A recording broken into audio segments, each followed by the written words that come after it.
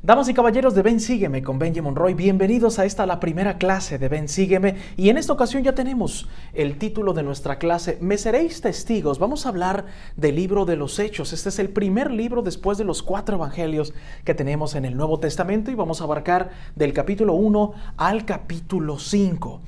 En este momento de la historia, amigos y amigas, nuestro Señor Jesucristo se ha ido con el Padre Celestial para dejar a la cabeza a un personaje llamado Pedro.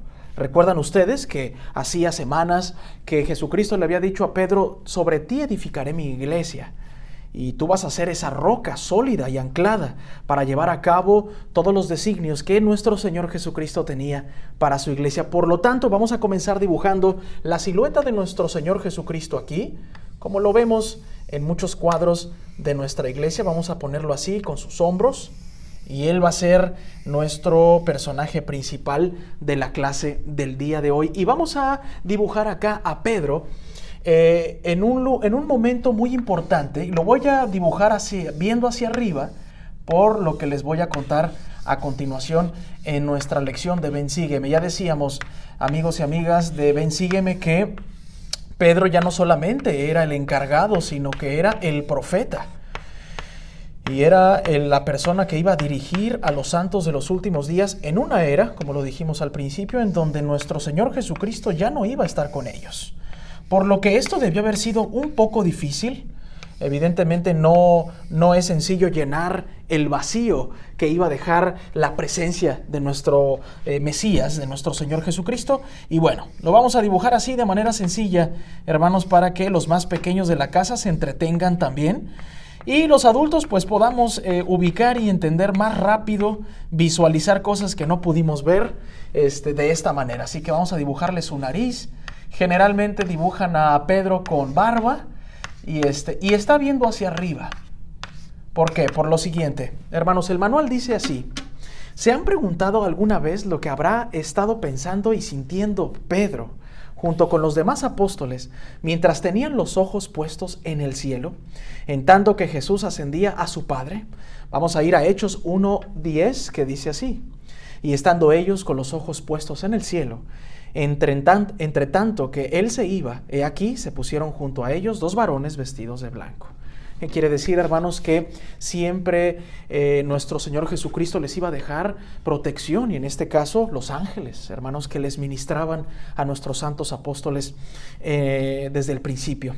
Ahora, toda la responsabilidad recaía en alguien que iba a ser la roca y el ancla. Pedro era un profeta, hermanos y hermanas. Acá lo voy a colocar de esta manera. Pedro era ese profeta, y tenemos similitudes, muchas similitudes a lo que era la iglesia primitiva justo a la partida de Cristo con lo que está pasando hoy en día. Nosotros tampoco podemos ver a nuestro Señor Jesucristo personalmente, como sí tuvieron la bendición los primeros santos, los primeros cristianos y los apóstoles. Sin embargo, a pesar de que en eso también nos parecemos a ellos, tenemos a un profeta. En su momento Pedro, hoy el presidente Russell M. Nelson. Los hechos de los apóstoles, amigos y amigas, también podrían llamarse los hechos de Jesucristo por medio de sus apóstoles. Les voy a explicar por qué.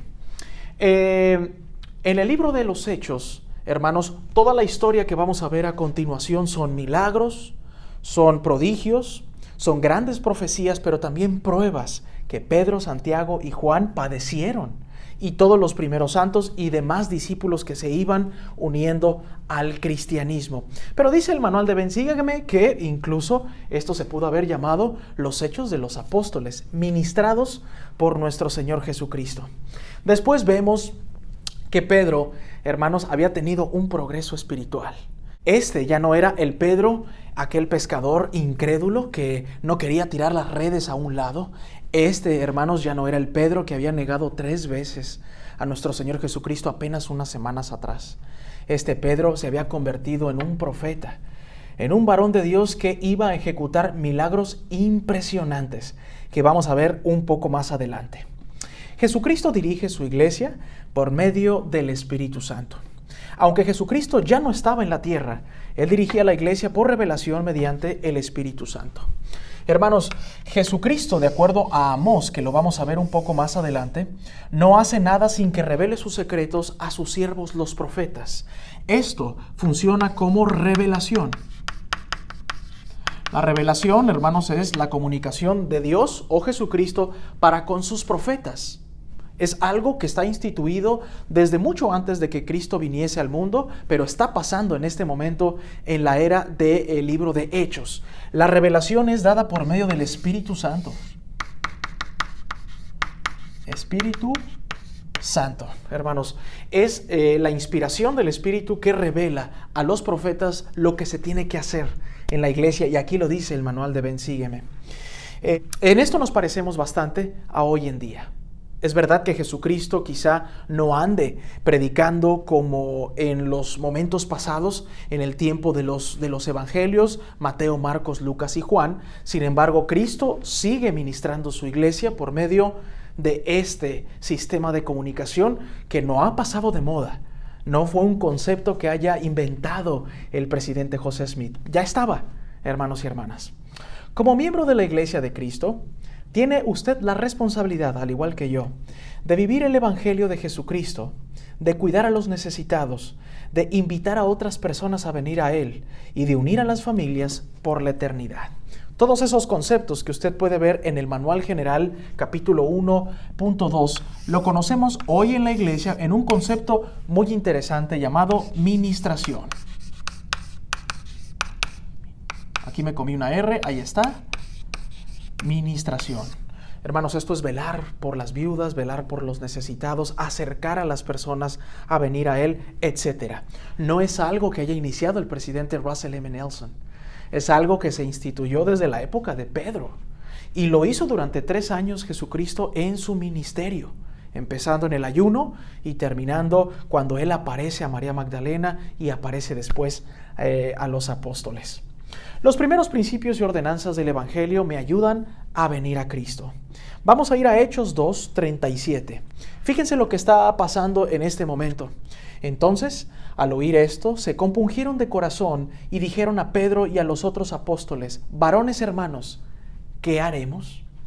Voy a dibujar yo un círculo dividido en 4 partes para resumir todas las palabras de Cristo, y voy a poner un pequeño círculo en medio. Está bien si a ustedes les parece. En el 37 las personas le están diciendo a Pedro: varones hermanos, ¿qué haremos? También Pedro interactúa con las personas y todos en común acuerdo, amigos y amigas, están deseosos de hacer algo. El hecho de ir al lugar en donde Pedro y los apóstoles hablaban, habla de un concepto principal llamado fe. Hay fe. Es decir, van a ver a Pedro en su sermón y están dispuestos a hacer las cosas. Ellos están preguntando: ¿qué es lo que vamos a hacer? Vamos a ir al 38 del capítulo 2 de Hechos y dice lo siguiente: y Pedro les dijo: arrepentíos. Después dice: y bautícese cada uno de vosotros en el nombre de Jesucristo. Bautismo. Después dice: para perdón de los pecados, y recibiréis el don del Espíritu Santo.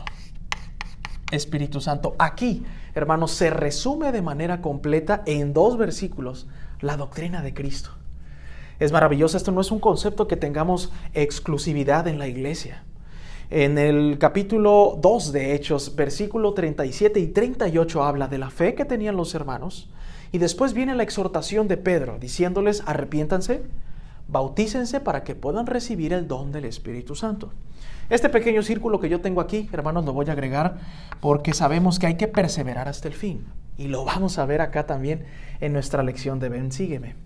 Observe cómo los primeros principios y ordenanzas del Evangelio, que comprenden la fe, el arrepentimiento, el bautismo y el don del Espíritu Santo, y que en ocasiones se les llama la doctrina de Cristo, influyeron sobre esos conversos, tal como se registra en Hechos 2 del 37 al 40. Hermanos, hasta este punto de la lección, Pedro está bien instruido en lo que tiene que hacer. Jesucristo, que ya no está con los apóstoles, le comunica por medio del Espíritu Santo y la revelación a la iglesia que hay una doctrina la cual se debe de seguir. Ya no hay más confusión. Hermanos, ya no hay confusión, por lo menos para el mundo cristiano, entre lo que era la ley de Moisés y ahora el modelo que Cristo presentaba.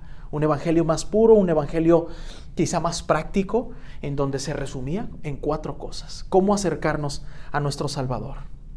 Quizá usted, hermano que me está viendo aquí en la lección de Ven, Sígueme, ya ha sido bautizado. Medite en las palabras del elder Dale G. Renland.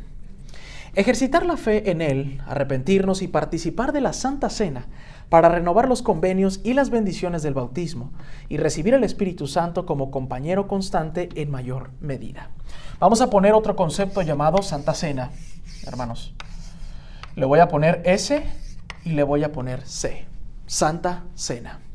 La última semana del Salvador, lo vimos en Ven, Sígueme en semanas pasadas, Él instituyó lo que iba a ser una ceremonia, la más importante de manera dominical, para poder recordar la sangre y el cuerpo de Cristo. Así que vamos a poner un vasito con agua aquí, de estos que tomamos ahora en nuestra Santa Cena, y aquí está el agua, y una pieza de pan.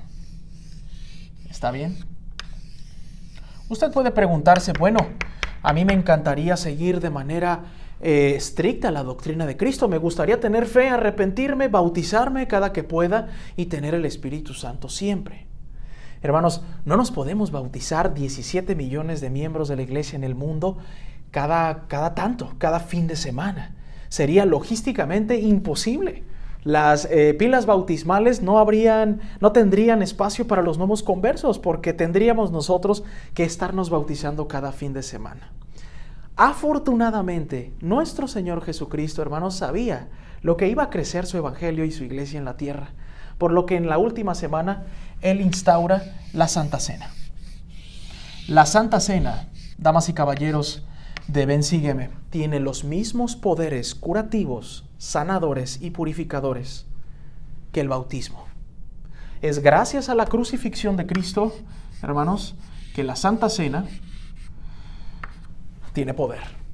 Gracias a la crucifixión abarcó todo, expiación desde el Jardín de los Olivos, todo el castigo que recibe nuestro Salvador Jesucristo, el camino hacia el Gólgota, la crucifixión y la resurrección, todo eso, la expiación, vamos a ponerle una E de expiación acá también. Todo eso, hermanos, le da poder a la Santa Cena mediante la autoridad que le había dado Pedro del sacerdocio, que usted sea limpio cada semana. Por eso es tan importante, hermanos, ir a la capilla y llegar para poder ingerir los santos sacramentos. Es interesante, ¿no? No necesitamos bautizarnos todos los domingos. Basta con que nos arrepintamos, tengamos la fe y sustituyamos el bautismo, si es que usted ya se bautizó y ya recibió el don del Espíritu Santo, y solamente tenga que llegar a la Santa Cena. Ahora vamos a introducir otros 2 conceptos que hablan en el capítulo 3 de Hechos, del 19 al 21. ¿Qué son los tiempos de refrigerio y los tiempos de la restauración de todas las cosas? Los tiempos de refrigerio, hermanos, lo vamos a poner acá. Ven, Sígueme es magnífico porque nos traduce y nos hace todo más fácil. Los tiempos de refrigerio son el milenio. Y los tiempos de la restauración de todas las cosas, hermanos, es la restauración del evangelio. Esto es fácil. Ahí está. Por lo que si leemos nosotros en Hechos del 19 al 21, que dice, así que arrepentíos y convertíos para que sean borrados vuestros pecados, lo que veíamos recién, para que vengan tiempos de refrigerio de la presencia de Dios, o sea, cuando llegue el milenio. Y Él envía a Jesucristo, que os fue antes anunciado. ¿Cuándo va a venir Cristo, hermanos? Justo antes del milenio, de estos 1000 años de paz. Lo vamos a ver en el próximo curso cuando veamos plan de salvación. A quien de cierto es menester que el cielo reciba hasta los tiempos de la restauración de todas las cosas, de que habló Dios por boca de sus santos profetas que han sido desde tiempos muy antiguos. Por lo tanto, hermanos y hermanas, si usted no está familiarizado, con la aparición de Cristo y su Padre en 1820 para con el profeta José Smith, sugiero que vaya a Hechos. Si usted no es miembro de la iglesia y piensa que en esta iglesia tenemos un concepto, pues quizá muy peculiar, de que quizá José Smith inventó una aparición de Cristo y su Padre para con él, que sepa usted, hermano y hermana, con mucho amor, que esto se había dicho por parte de Pedro hace miles de años, en la época de los Hechos, en la época de los primeros santos de los últimos días.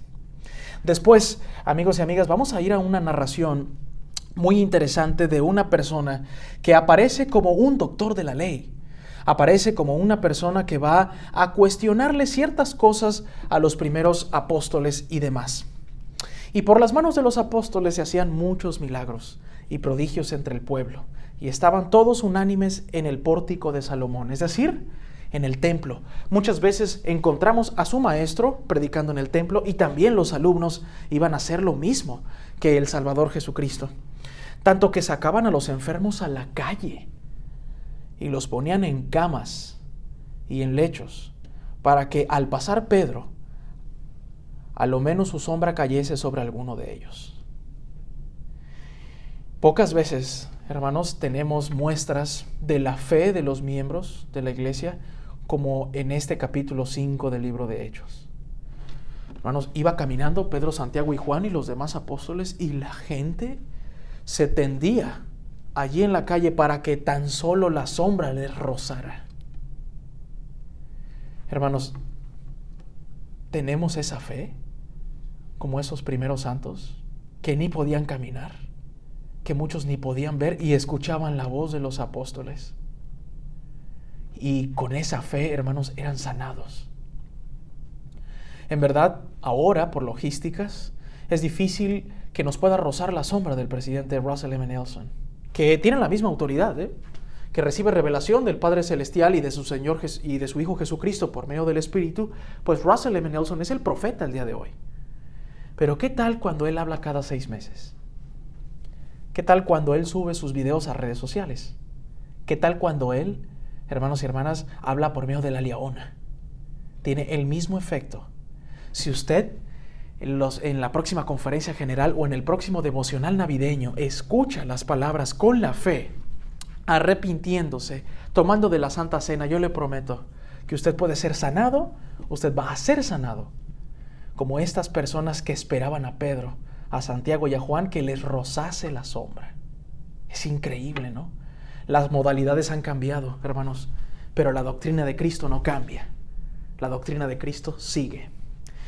Tanto que sacaban enfermos a las calles, decíamos. Entonces, levantándose el sumo sacerdote y todos los que estaban con él, que era la secta de los saduceos, se llenaron de celos y echaron mano a los apóstoles y los pusieron en la cárcel pública. De aquí en adelante, hermanos, conforme vayamos avanzando en capítulos de Hechos, en Hebreos, que luego vengan las epístolas de Pablo, etc., vamos a ver mucho maltrato por parte de los saduceos y fariseos para con los primeros cristianos, incluyendo a los apóstoles. Se levantó un doctor de la ley llamado Gamaliel, hermanos, y este Gamaliel dijo: tráiganlos. Estaban encarcelados, hermanos, e iban a ser azotados. Y Gamaliel dijo: apartaos de estos hombres, los apóstoles, y dejadlos, porque si este consejo o esta obra es de los hombres, se desvanecerá. Pero si es de Dios, no lo podréis destruir, no sea que seáis tal vez hallados luchando contra Dios. Lo que decía Gamaliel, hermanos, en ese momento era verdad. Conocía la ley y parece ser que, de acuerdo a las palabras de Hechos, entendía perfectamente el concepto de que si hay algo que es filosófico estrictamente de los hombres, desaparece rápido, hermanos de Ven Sígueme. Sin embargo, si es de Dios, nada podrá hacerlos perecer. Ellos, los fariseos y los saduceos, hermanos, evidentemente le habían quitado la vida al Salvador en combinación con Roma y una muchedumbre que no creía en Cristo. Y ellos habían pensado en algún momento que muriendo Cristo iba a desaparecer su doctrina. Sin embargo, hermanos, como Cristo en su inteligencia y sabiduría había organizado una iglesia con élderes, setentas y apóstoles y demás, creando iglesias y creando una comunidad religiosa, existía todavía los mismos conceptos. Gamaliel los escucha y Gamaliel dice: ¿saben qué? Hermanos, déjenlos, vamos a azotarlos, y si ellos perecen o su doctrina perece, entonces es de ellos, pero si perdura, es de Dios. Hermanos, mírenme a mí el día de hoy aquí. Después de tantos años, yo estoy frente a ustedes para repetir las palabras de Pedro, para repetir las palabras de Cristo. Si yo tuviese a Gamaliel de frente, a ese doctor de la ley afamado y respetado, de acuerdo a Hechos 5, le diría: aquí estamos, Gamaliel. Juzga tú si esto que dijo Pedro en su momento era de los hombres o era de Dios. Ya te digo, Gamaliel, que esto en verdad era de Dios. Aquí seguimos, hermanos y hermanas, en un lugar tan lejano de donde Pedro y Cristo habían predicado, pero enseñando los mismos conceptos cristianos. Eso, hermanos, es una de las razones por las que esta iglesia es una iglesia de Jesús. Es una iglesia verdadera. Hasta aquí, hermanos, todo el concepto que tenemos de nuestra primera clase de Ven, Sígueme. Me seréis testigos. ¿Quiénes? ¿Los apóstoles exclusivamente? Hermanos, no solo ellos, todos nosotros. Que tengamos, amigos, la valentía y la fe de los primeros santos de los últimos días. Quizá no se nos requiera ser torturados como ellos. Dice acá en Hechos 5, hermanos, que los azotaron a los apóstoles y los dejaron libres. Pero en repetidas ocasiones vamos a ver que los encarcelaban, que los dejaban sin comer, que los escupían, que hablaban mal de ellos. Y nosotros a veces, hermanos, ni aguantamos el 1% de lo que ellos aguantaron. A veces nosotros somos muy fáciles de ofendernos. Somos muy sencillos para dejar de ir a la iglesia en donde ciertamente nos sentimos bien, donde ciertamente entendemos la doctrina, pero a veces nos desanimamos. Si usted está desanimado el día de hoy, ánimo, hermano, ánimo. No creo que vayamos a sufrir tanto como lo hizo Pedro, pero de verdad nuestro Padre Celestial y su Hijo Jesucristo requieren que sigamos firmes, que sigamos entendiendo la doctrina, entendiendo la ministración, participando de la Santa Cena y entendiendo que tenemos un profeta por medio de la restauración a quien Cristo le revela por medio del Espíritu las cosas que se tienen que hacer el día de hoy. El Evangelio es sencillo, hermanos y hermanas. No tema en ser feliz.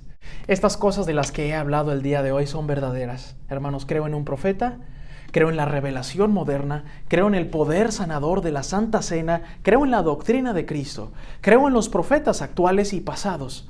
Tengo fe en que tenemos un ser superior que nos oye cuando nos arrodillamos y hablamos con Él, como usted y yo hablamos en este momento. Sé que estas cosas son verdad y se los comparto humildemente en el nombre de Jesucristo. Amén.